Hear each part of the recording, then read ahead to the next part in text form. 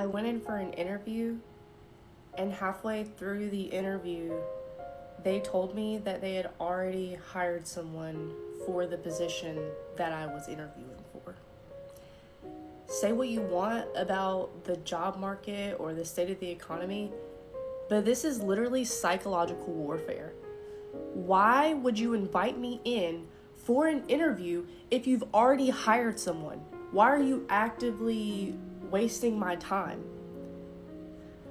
I don't have it in me anymore to suck dick in an interview and act like I've been waiting to work at this company my whole life. So can we stop? What made you apply to the job posting? The job posting, my bank account, my credit card statement, and that. You think I was fucking dreaming of working the job I work right now? You know who 7-year-old me thought I was gonna be? The next Black Mia Hamm. The next Gwen Stefani, even though that wasn't even Japanese and I was Puerto Rican anyways. So stop asking me, why are you passionate about this position? I'm not. I'm passionate about that coin. I'm passionate about being able to pay my bills on time. When you ask those dumbass fucking questions in the interview or tell me about yourself, just ask me what you want to ask me. How does your experience relate to this position? And we could finish this bitch up in 5 minutes. If you've been on social media for the past few years now, you would know that majority of the videos you'll be seeing is people sharing their frustrations about the job market. And the job market is really, really not just, frustrating, it is absolutely draining. And I feel like a lot of people are exhausted. Like when you hear people talking, it's not that they are like, oh my God, I'm trying my best to find some job. It's like I think I've gotten to the point where I can literally predict people's comments, when it comes to it, because it's like you just always see people who literally have applied for over 1,000 jobs and they're complaining. People who have applied for over 500 jobs in just a short period of time, and they can't find anything, and they're just so exhausted because you're sitting with so much hopelessness. You don't know where you're gonna find something because all of them don't seem to be real. But before we get right into this video and check them out, I want to give a very big shout out to Leroy. Thank you so much for sending me a $2 super thanks. Thank you for always supporting this channel. I appreciate you. Please make sure you click the like button. It helps the algorithm and I appreciate that so much. Let's get right into this video. I'm going to show you exactly what recruiters see when you apply for a job to show you that they're not actually seeing your resume, because I have a company. So I'm on Indeed right here, and if I want to, I can scroll down to automation presets and say email rejected candidates, right? And if I hit set up here, it says when a candidate status changes to rejected, send a no reply email 3 days later, right? Boom. Turning this on turns it on for all of the jobs that one recruiter will have, right? So here, this is the template, you can just input that there, and then it'll be sent as an email, automation name, boom, right? They also have ATS software, which is specifically for resumes, right? So you can pick from a bunch of different vendors and all that stuff.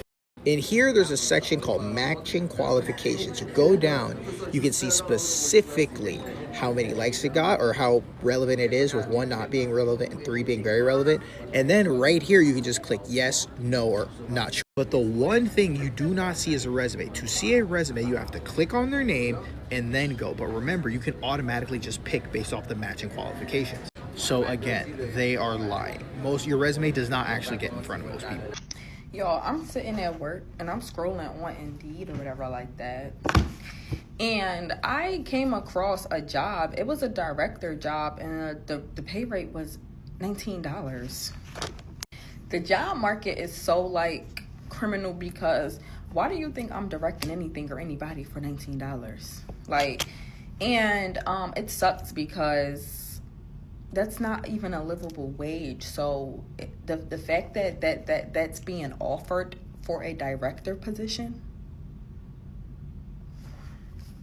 I know you're fucking lying.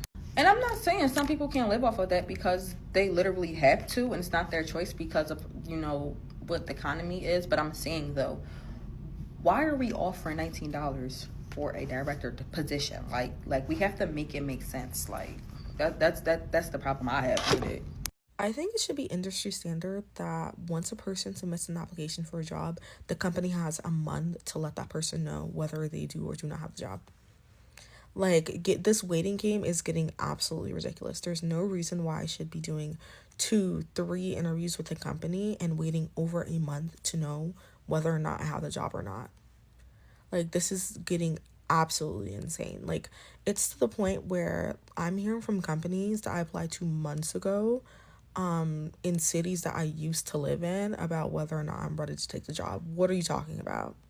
It's been months. I didn't hear a peep, and now you're like, what are we doing? Like, it's so stupid. And yes, I did just hang up on this lady in the middle of her trying to schedule me an interview because she's playing with me. And let's normalize that. Okay, I have a job already, but what we're not going to do is you're not going to play with me in the middle of an interview. So let's get into it. This lady emailed me on the 29th of June talking about she wants to have a phone interview. I responded immediately. Okay, she sent me 2 separate emails. That was already whatever. But I responded to one of the emails. She didn't respond to me all day. I responded to the other email because I was like, maybe she needs to see the other one. What's today, y'all? Today is the 2nd of July. Okay? I did my due diligence. I said, let me call these people. Because these days, you got to be on the job more than the job be on you. I said, let me call them. Call them. Young lady picks up the phone. I let her know, yeah, I was trying to have a phone interview, blah, blah, blah. She's like, okay, please hold. The lady that I was talking to email, she gets on the phone. I said, hi, my name is such and such. I was calling about a phone interview, blah, blah, blah. And she's like,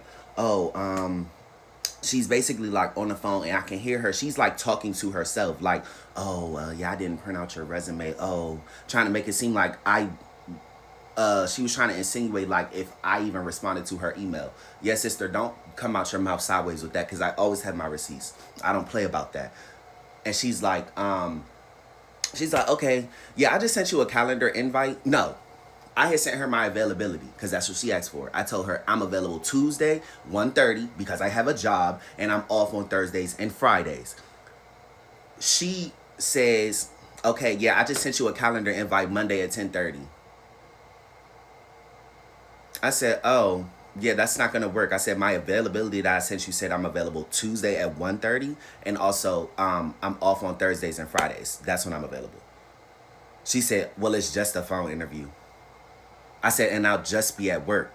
So I can't do that. She says, okay, just please hold. Attitude. I said, please hold. And I hung the fuck up, bitch. Who are you talking to?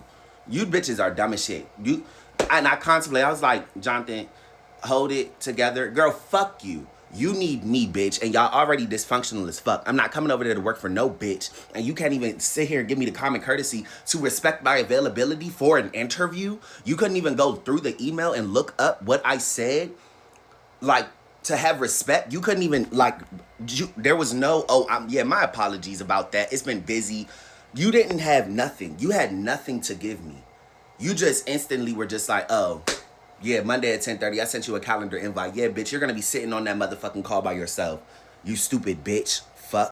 Let me tell you something. I will tell you hating ass and you hating ass to get a fucking job. But ain't no jobs with this administration. So just keep scrolling and hating because they ain't shit else to do, bitch. Shit. Didn't I tell y'all that nothing is set in stone until you get an offer letter and you start your first day of work? Story time. I was offered a job 2 weeks ago. I've been waiting for the offer letter for 2 weeks, mainly because I was told that it would be a contract position. But then they decided that, you know what, let's make this a permanent position, which takes a little bit more time getting approvals. I said, fine, I've got time. I've got nothing but time. I get an email today asking if I can meet in an hour. Fine, I get dressed up, I do my hair, I take my bonnet off. Let's go, let's do this. The meeting is titled Introduction. So I'm like, okay, cool. I met with the director at first, and now I'm meeting with the manager. So manager gets on, all smiles. I'm thinking like, hey, I'm meeting someone I'm working with, closely. So this is great. I have nothing prepared, nothing, no questions, no nothing. I'm just, just was going to keep it casual. I realized 5 minutes into this meeting that it's an interview. I'm being interviewed. And you know why? They gave my position to someone else internally. Yeah, somebody internally said, I want that job. And they gave it to them. So now they were interviewing me for another position. So now I'm confused. They're asking me a bunch of questions and I'm just like, okay, cool. Yeah. All right. I answered all the questions. They're asking me, do you have any questions? Nope. Wasn't even prepared for questions, but I pulled some out of my ass just to further the conversation because I saw what was happening. And I didn't want to get off the call until I, was 100% sure. And, if I needed to pivot into this role for a little bit, sure, whatever. So the hiring manager, the way he ends the call is he said, all right, cool. I will level set with the director and then we should have a decision by next week. Decision? I was already offered the job. I'm waiting for the offer letter. I thought you were calling with the details. Calling about benefits, calling about start date, calling about background check. I didn't know I was still being interviewed and considered. He's like, oh yeah, we're still interviewing other candidates. And so, I should have an answer by next week. What? What are you talking about? What are you talking about? So I get off that call the recruiter immediately, and she's confused. She doesn't know what's going on. She said, this is not what was discussed. I will get back to you ASAP. Moral of the story, that is not your job until offer letter signed. First day, completed. All right? Yeah. I'm done applying to jobs, I ain't gonna lie. I'm just about to find the next job I think I want to work at, walk in that bitch, and expect to start working and expect to check that next Friday. No bullshit. I'm gonna go in that motherfucker, write down my direct deposit information, get the motherfucking job done better than half the niggas that been there for the past 10 years. And nigga, I need a fat ass check on Friday. I'm not gonna lie. Because I guess nowadays you gotta help yourself to a motherfucking job because ain't nobody else gonna do it for you. So you know what? Cool. I'm gonna walk into the workforce ready to work. Bitch, who are you? You don't know. Shit. You ain't checking the applications, nigga. I applied already, but here I am ready to work day one. I've always wondered why entry-level jobs require like 3 to 5 years experience when it's entry-level, right? Because a job that is entry-level, you are entering. So the expectation should be that you don't have any experience and that you're going to be trained and you will learn on the job. So when I would go on LinkedIn and I would see all these jobs like, 2 years of experience, 3 years, 5 years of experience for an entry-level role, that never made sense to me. Because by the time someone has this many years of experience, they're not entry-level anymore. They're not junior talent. At that point, they're mid-level, they're senior, right? So it seems like a lot of companies are trying to hire mid-level, senior level talent on a junior level salary. So basically they're trying to get senior level people for a bargain. A couple days ago, I was watching this YouTube video. I cannot remember the name of the creator, but I will probably link the video in the comments. And she was explaining why entry-level jobs require all this experience and why they feel so hard to get now. To summarize what she talked about, now we're in a time where people do not stay at the same job for 10, 20, 30 years. I mean, heck, people don't even stay at the same job for 5 years, right? For the most part, people are landing a new job every 2 years because you're just not going to increase your salary in the same way if you stay at your current job and try and get a raise. Even if you do get a raise, it's not going to be a whole lot compared to what you would get if you would just find another job elsewhere. In a nutshell, the reason why you'll see a lot of companies ask for 3 to 5 years of experience for an entry-level job is because they do not want the responsibility of training new talent. For them, it doesn't make sense to invest in training new people if they're just going to leave the company after a year or two, because then you've just lost all the investment that you made in that person, and now you have to train a new person. For these companies, it makes a lot more sense for them to train you up if you were to stay at the same company for like decades, right? Which is what people used to do. And that's why they package the 9 to 5 with all these different things like security, stability. They marketed the 9 to 5 with so many additional things to incentivize people to stay loyal, right? But now people are realizing that there's really no benefit to staying loyal. So now a lot of companies are like, well, if you want to leave after 2 years, that's fine. But for us to hire you, you're going to need to come with all this experience. You're going to come with such and such degree, because they don't want to take on the risk of investing in someone and then that person just leaves. So they'll tell you that you need XYZ degree to get XYZ job. So you go and get the degree, you go into debt for the degree, then you get the job, right? And that is if you get the job, right? Given the current market that we're in. Then you get the job and you're like, hold on, this is what I needed a whole master's degree for? The kind of work you're doing isn't lining up with the level of education. So now you're in a whole bunch of debt. You haven't seen the ROI from the degrees that everyone told you needed to get. And it's no one else's problem but yours. You know, we're in an employer's market now. So these companies really have their pick of the litter when it comes to talent and who they hire. Just because you have a master's degree doesn't mean you're going to outcompete everyone else.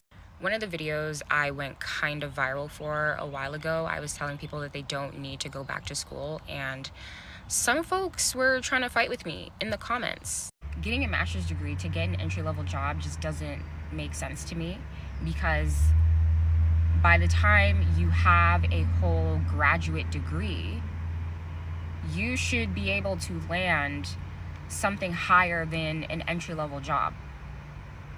That doesn't make sense. Honestly, unless you're trying to become a doctor, a lawyer, an engineer, that you will need a degree. But for all the other career paths out there, really think really hard about whether going back to school is the right move for you. A lot of you are going back to school because you don't know what else you want to do. You don't want to actually sit down and be an adult and figure out what you want to do with your life. So you would rather just delay the inevitable and go back to school. Because as long as you're in school, as long as you're a student, you don't have to figure out what you're doing with your life. You can just say, oh, I'm in school. But then the thing is, you're going to graduate, and then you're still going to be stuck with the same problem. And you'll have an extra degree that you're not using. You'll have an extra degree, and you're still struggling in the job market. We see a lot of people like that today. They've got master's degrees, struggling to even just get an entry-level job. I really need people to just stop thinking that getting more degrees is going to increase your chances of landing a better job or advancing your career. You'll see all these jobs that say, oh, degree required, degree required, degree required. But then the actual job itself is not aligned with that level of education. And I think it's really important to have this conversation because we can't change the system that we're in, okay? Things are the way that they are, and we don't have any control over that. But we can control how we navigate the system. We can control the decisions that we make. And you first need to understand the system and how it works so that you can make decisions that are advantageous to you. A lot of people are having to apply for jobs that they are way overqualified for and have to, just do it because that's if they can even find it, but they're applying for it, to see if they will get something to be doing. The jobs have been posted. I mean, they're all rubbish. You apply for them and they're wasting your time. They send you an automated rejection, and it's like you don't even get the chance or the common dignity to get someone to look at your resume and be like, okay, maybe yes or maybe no. It's just an automated system telling you no from the jump in just maybe 5 minutes after applying. A lot of people will give you advice and tell you maybe possibly just go in person, and that's how they got a chance. But it's like, if everybody keep going in person, eventually what do you think these people are going to do? I mean, there are people who go in person. Sometimes you might just meet them and then they tell you go ahead and apply online. Like if you tell them, hey, I'm trying to see the hiring manager, oh, the hiring manager is not in. Work for some, I mean, you might get lucky, but in some situations they'll tell you the hiring manager isn't in today, or like just go ahead and apply online, just go ahead and apply online, and then you do it online and hear nothing back. They're not even responding to you. You ain't even worth a rejection email. Part of the belief too is like, if I get these degrees, get this experience, do this and that, I can separate myself from ever falling into unemployment. But the more you meet people that did everything that you were told you should be doing, not getting what they said you would get, the more it's like, oh, it's very destabilizing, to say the least. All right, if you're still trying to find work, you're struggling to find work, I'm just going to give tips on what has worked and help me find a job. First, stop using third-party sites, okay? Stop using sites like Indeed to apply to jobs, all right? Always apply directly to a company's website. First of all, those postings that they have on Indeed, sometimes those are old. Because companies don't want to sign on to Indeed and make an account, sign on to Indeed to look at all the applicants. The hiring managers want to do the least amount of work as possible. I like to use 2 tabs when I'm looking for a job. First tab is, where I will key in what kind of job I'm looking for. If I'll go to Google and, like, for instance, I'm into remote work, so I will type in remote jobs for pharmacy technician. And then whatever list that Google gives me, I just go down that list. And that, I'm reading the job duties on the side, seeing what sounds interesting. Does that seem like something I'd want to do? Some of those listings are weird because I think some jobs are outsourced, to other countries and all that. So I just skip those. But like the ones that sound like American jobs, like I'll go in that second tab and I will go to Google in that second tab and I will type in like the name of the company and then careers so that it takes me directly to their website and their page. Plus I want to see, like, is this company legit? Like, what is this? Next, everything is AI. So what they're looking for job wise, your resume needs to match that exact. I copy and paste on my resume all the time. I do. I don't change the words. I don't do anything because I know that AI is it's programmed to look for certain verbiage to pull your resume. It's not looking for things that are similar. It's not looking for that. I know I've heard people say things like, take your education off of your resume.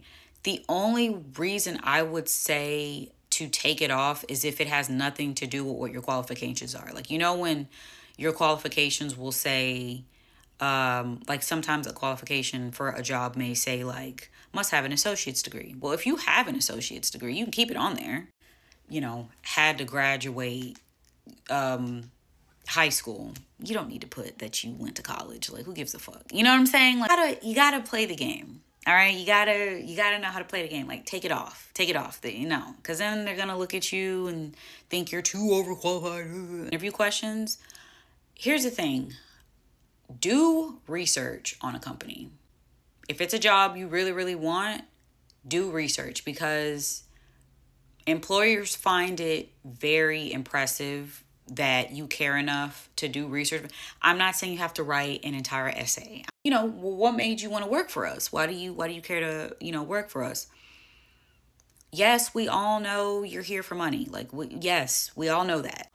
For instance, this new position that I got, they asked me, so what do you know about our company, if you know anything? And I'm in healthcare, so I told them, well, I love the fact that you guys are very patient-centered. I saw the programs, the copay assistance programs that you guys help patients with, and I know that affordability is a very big issue in the healthcare community, so I was really impressed with that.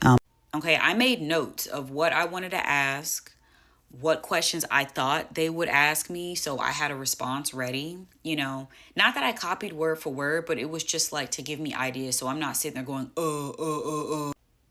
have follow-up questions. You should always have a follow-up question. Ask ChatGPT, hey, I'm trying to get a position, I have an interview for this position, what would be some good follow-up questions I should ask in my interview, yada yada yada. Try those. It's not a guarantee, but hopefully this helps somebody, a lot of people, because I know the job market is trash. But yes, good luck. My motivation is at an all-time motherfucking low. Like, I keep applying to these damn jobs and I hear nothing fucking back. And so many people have moved on to the point where they're like, you need to reach out to those recruiters, and they give you like a fucking bullet point list of what to do, like you're going to fucking war. And I'm like, I don't want to do that shit. I do not want to. I don't want to do this shit anymore. I don't want to fucking do this shit anymore. I'm losing my fucking mind, but I need a job to pay my fucking mortgage. I have a mortgage to fucking pay, and I have things I need to pay, and I need a better paying job, and like, where the fuck is it at? I'm fucking tired, bitch. I have been unemployed for 16 months. Last February, I lost my job and lost the career that I spent the last 9 years growing, the career that I thought I would spend the rest of my working life in. I spent all of 2025 job searching, trying to pivot into adjacent areas, trying to pivot into anything that my skill set aligned with. But no offers, no offers. Lots and lots and lots and lots of rejections. Earlier this year, I thought that my breakthrough had finally come. I interviewed for 2 companies, 2 different roles that I felt were very aligned with my skill set, very aligned with my mission, what I wanted to do. I had 4 interviews each, made it to the final interviews for both, and was rejected. Didn't get either of them. And of course, I think as anyone would, I took it really, really hard. It felt like I was grieving all of last year, just grieving the life that I thought that I would have at this point in life. Yeah, it was really hard. It was really hard. And I'm like, why am I even making this video? But I think I'm making this video and sharing this. It's really hard to share. It feels embarrassing to talk about this in the open, because I think a part of me feels like a failure. I feel like I failed my younger self. But I've learned that I also need to stop looking to my younger self, or the version of life that my younger self envisioned, because she hasn't lived as much life as my present self. My present self is a lot wiser. But yeah, I'm making this video for anyone that is in a similar situation to me. Maybe you've lost your job, or maybe your life doesn't look the way you thought it would in another area, or altogether like me. Yeah, there is meaning, I have found. There is meaning in these in-between points. And look to them. Don't miss them. Pay attention to the lessons. I know it sounds so cliche and annoying, but there are lessons. I feel like I've learned so much. I feel like I am a completely different person to who I was early 2025 when everything went. So yeah, my encouragement to you is to find the meaning where you are and enjoy your life. I feel like I spent all of 2026 so far punishing myself for not being hired, for not being able to get a job. But I think I'm done with that. I have given myself permission to live. Just because I don't have a job right now doesn't mean that I need to. Let me not say what TikTok will flag. But the life must be lived. So live your life and find the joy and the meaning where you are in the present.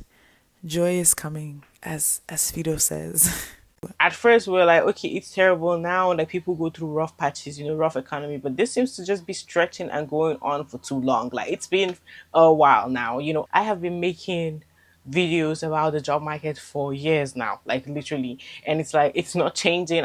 There's nothing that's actually adjusting. It's actually becoming really worse. And going for all these interviews in person where they call you just to waste your time, where it's like literally you guys know that you're not hiring someone, but you're just calling people in. When people are unemployed, they don't really have a lot of money. It's either they are trying their best to work on a tight budget, and you're burning gas to get to that location. You're putting in the effort, waking up, getting dressed, going to a place where you guys know that you're wasting someone's time. You're not going to hire anyone, but you just want to waste people's time. It's absolutely bad. The type of undiabolical things that people are experiencing with this job market is absolutely unfair. It's so bad that you'll be feeling like, oh, maybe I should just sue this company. Maybe I should sue them for this treatment. But it's like there's nothing you can do about it. A lot of people who have so many degrees, like they've accumulated more than one, and masters, PhD, all these things, and still are still actually struggling finding jobs that match up to their level or what they're supposed to be doing. Is like even the ones that are possibly that pay really low and are meant for entry level for individuals who are trying to get their foot in the door, it's still unreachable. At the end of the day, the point is it's really bad and people are not leaving their jobs, they're not quitting. So we don't even know if there's even open positions because of how bad it is. Do you think people are literally going to be wanting to quit their jobs? People who have been the type to like job hop and go from one place to another have been stuck in one place, in the toxic place that they don't like. You're stuck there, you gotta work there because you can't find nothing else. You've made it to the end of this video. Thank you so much for watching this video to the very end. Please make sure you click the like button. It helps with the algorithm. I appreciate that so much. And subscribe to the channel if you're new here and you're watching me for the very first time. Hit the notification bell to get notified every time I post a new video, and leave your thoughts in the comment section down below. I would love to see what you think about this video, and I'll see you on the next one. Bye.